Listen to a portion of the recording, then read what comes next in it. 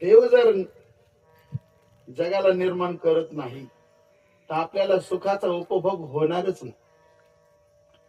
त्याला एकटं करमलंच नाही. म्हणून मायेच्या द्वारा परमात्मा अगोदर आकाश निर्माण करतो, नंतर वायू करतो, नंतर अग्नी, पाणी, पृथ्वी, चराचर सर्व काही निर्माण करतो.